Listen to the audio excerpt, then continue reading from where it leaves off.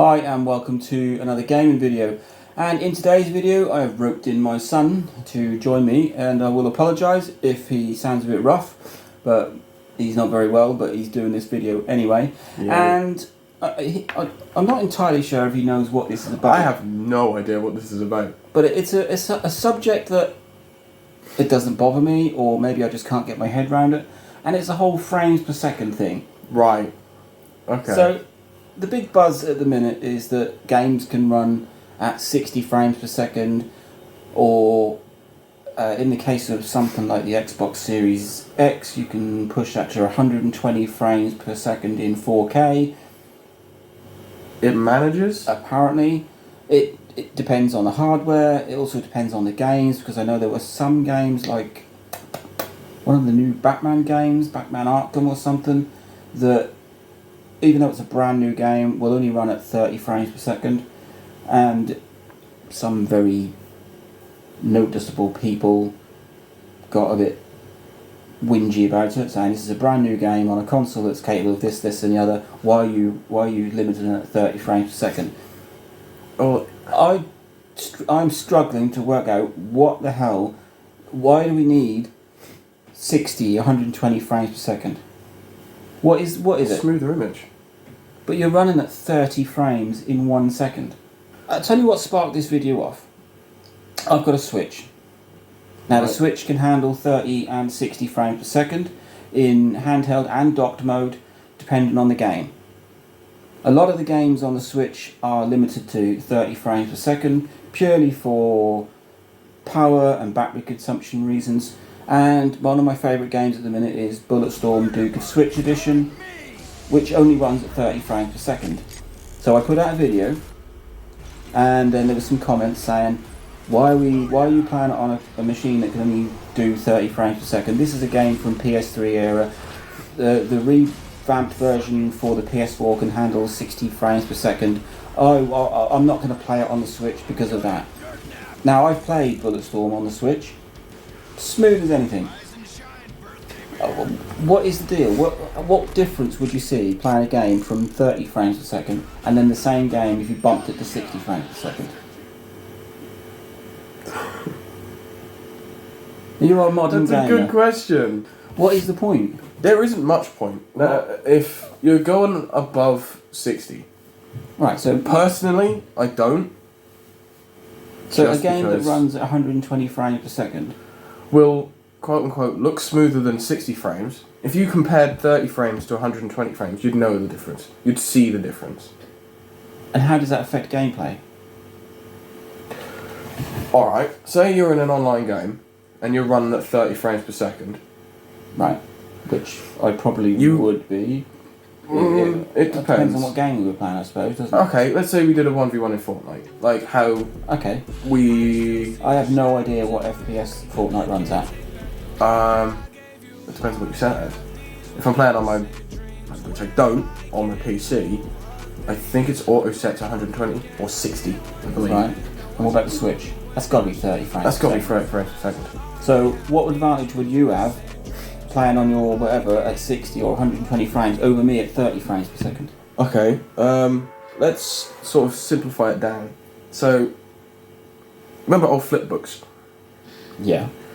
So the faster you flip it, the smoother the image is, right? Yeah. So you'd see it quicker. It's just my brain is not coping with this. But you can only flip it at a certain speed before your eyes won't see any different. Right. So, I know that a lot of the games I don't play are absolutely mad fast. I've watched people play Warzone, and even watching the video I can't keep up. So I mean, yeah, they can get pretty quick. So they need quick reactions. They need to be able to see everything this millisecond that happens. There you go. That's your answer. So would I be at a disadvantage playing Fortnite at 30 frames per second against someone at 60 or 120 frames per second? Other than the fact that I'm absolutely terrible at Fortnite, but we'll put that bit aside. We'll put that. If on the back two burner. players were playing with equal skills, but one was at 30 frames per second and one was at 60 frames per second or higher, would they have an advantage? In theory, yes. If your eyes could physically conceive the fact that it's running at 120 frames per second over 30, then yes, 120 would win any day. Just for the fact that you've got more information and more frames for it to happen. So maybe it's the games I play or the style of gaming I play that I don't notice it. I mean, you play mostly, single player shoot 'em ups? Shoot 'em ups, racing games, bit of platforming. Nothing that really Not involves exactly gonna other people. need 120 frames for something like Mario.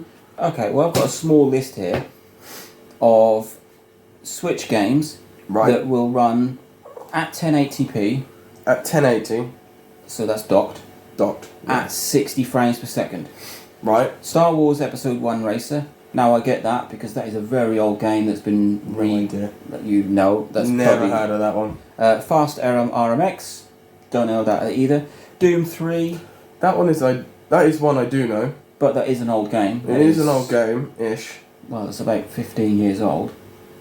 And it's a similar pattern we get here on the Switch, especially because they rebadged a lot of games on the Switch. So Quake 2 will run at 60 frames per second. No surprise, because Quake 2 is a 1997 game. Rayman Legends, well that's a Rayman game. It is quite an old game, so Yeah. to push that at 60 frames per second probably isn't going to stress the Switch out too much. Zelda Skyward Sword, that's an HD remake. They remade Skyward Sword. Yeah. Mario Kart 8, well that is a remake of, or a rebadge of the Wii U version. The only game on there that surprises me, a few games on here actually that surprise me that they run at 60 frames per second, would be Splatoon 3 and Smash Bros. Because Smash Bros is an intense game. Now, That's a good one for the whole frame rate thing. with a game like Smash Bros, it's fast, it's intense, you need it Yeah. to be spot on. Is that why you need a higher frame rate? Yes, because if let's say you have 30 frames per second, I have 60. Yeah. You can register the hits almost faster because it has more frames for it to process, I guess. So for every one frame you see, I see two. But do you actually see them? That's my point. We're kind of speaking in theories. Right. So for one frame that you So you have, I could- have two. Be slightly ahead of me or You slightly could faster be. than me in. We're talking split seconds, aren't we? Like nanoseconds almost. Yeah. And then if we get into the actual reality of it, no. So what about in terms of single campaigns? Right. Single campaigns you can run at 60 frames per second and you wouldn't notice the difference. 3 games on the Switch that run at 30 frames per second. 2 of which I understand. 1 I'm not entirely sure. You've got Bulletstorm, the Duke of Switch Edition. Every other platform runs at 60 frames per second, And that's been and that's capped at 30 frames per second. right. That's But then you've got Doom and Doom Eternal, which, in all fairness, how the hell they put them on the Switch in no the first idea. place? Even my PlayStation sometimes goes, what the hell? So that's the reason they've capped them at 30 frames per second, because I don't think the Switch could keep up with 60 frames per second on No, something it's like Doom or Doom Pretty Eternal. much double the process, isn't it? Right. You've got to run it faster. You've got to run it smoother. And as great as the Switch is, it's only a 1 GHz Tegra X1. It's only got 4 GB of system RAM. It's not as powerful as a PS4. It Not very probably is on par with something like the PS3. Hence, you see a lot of PS3 remakes now coming onto the Switch. And a lot of these games are capped at 30 frames per second. Now, I do kind of get it on the Switch. The Switch is... It's a handheld. I'm not going to say it's underpowered because it's a decent console, but it has its limitations. You could just put it down to the fact it's a handheld console. Where If you look at something like the DS, or even further up, I would discount all handheld consoles, apart from maybe the Vita. I'm not sure what the frame rate limit I is was on the going Vita. with sort of keeping with the whole Nintendo theme. Nintendo are an odd person to look at because they deliberately bring out consoles with dated technology for price reasons They're not a company that bangs out something that's That going to just compete with the rest. No, if the Switch is in the same generation as the Xbox One, And so 4, right? and the PS4. PS4, yeah. If that's still But there's the Switch is way lower spec wise. true, but Hence the reason I was really surprised to see Doom on the Switch. the fact I've- that it's I've seen that on the PS4 and it's a almost beast. like a handheld PS3 is incredible. Yeah. Like nowhere else, other than maybe Steam itself, the Steam Deck, Yeah. Yeah. That is have a laptop type device. in your hand pretty much. Yeah. No one else has been able to do it. They've pretty much just shrunk a PS3 down and slapped a screen on it. Pretty much. Yeah. Although in terms of tech specs, It might be slightly under. and their PS3 got more oomph in it. Yeah, that's what I mean. The Switch is probably Yeah. slightly under the PS3. And for them to then bring some PS4 games down to the Switch, there Yes. has to be a way of making that game smooth. Honestly, Because if they'd left Doom to run at whatever frame rate it wanted, then that frame rate is going to fluctuate. You're going to get severe slowdowns if it's trying to push it. Yeah. So they cap it, and I understand that. That gives you a smoother game. But there are lots of people that will not touch certain Switch games because they're running at 30 frames per second.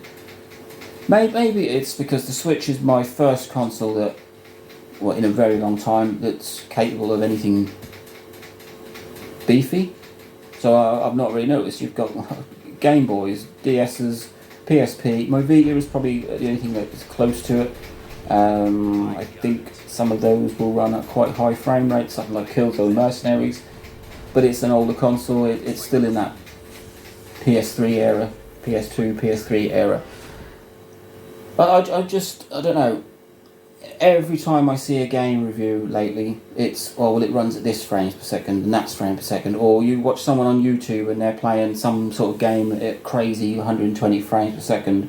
And it's, as much as I've had gaming experience for the last 30 odd years, and I try and keep up with everything that's going on, it's not something that I've ever thought, wow, my console can't do this, or why is my game only running at such frames per second has never ever bothered me. There are a few games where I know the frame rate has dipped, and it was when I was getting towards the end of the PS3 era, and they were then bringing PS4 games onto both platforms, and I think you noticed it. We were playing one of the Wolfenstein games, possibly Wolfenstein New Order. Yeah. You had it on the 4, I had it on the 3. The 3 did fantastically well at trying to cope with it, but in some of the heavy scenes the frame rate dropped to, well, it must have been below 24 because you noticed the You choppiness. could see the And almost like it a was slideshow. really choppy, wasn't it? Yeah. So you were talking 5-10 frames per second. That's trying to push a system past its capabilities, which is why they limit now, I think, things like Doom on the Switch to 30 frames per second, because they don't know want it. to repeat. They know it can cope with it.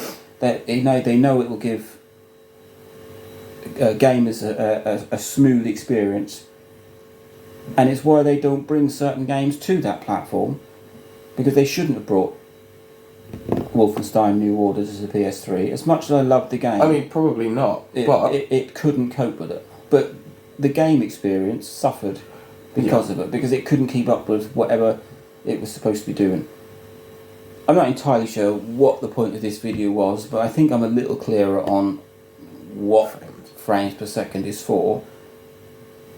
And like I said, I've not had a modern console for a long time, and now I'm getting into buying games again, and especially Switch games, and you hear frames per second a lot when it's bandied around with the Switch.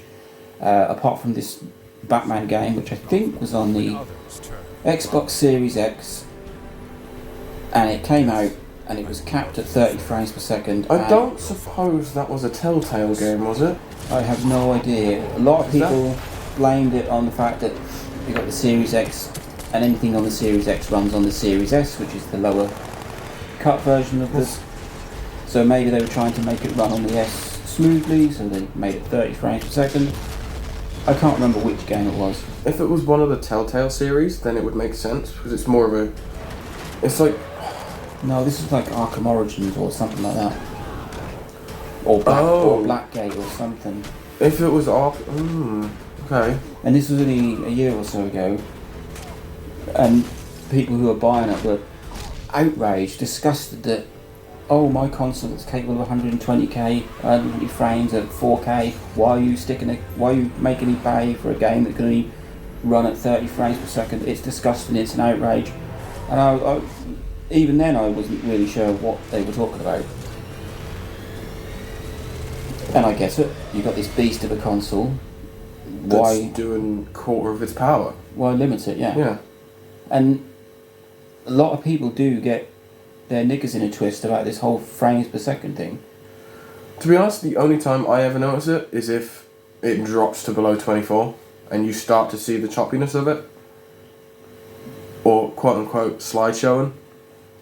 I noticed it when, because your brother's got a PC and he plays Rainbow Six Siege on it. Yes. And he was having some issues, don't know what it was. We did find out what the problem was, but his frame rate was so low, and it wasn't to start with. It's not because his PC couldn't cope with it. Something happened within his setup that made his frame rate drop to like 15, 20 frames per second. And you get a little FPS counter, and it fluctuates. It's not a capped game, I don't think, unless it's capped at the top. You can cap it at the top, or you can set it to unlimited, I think.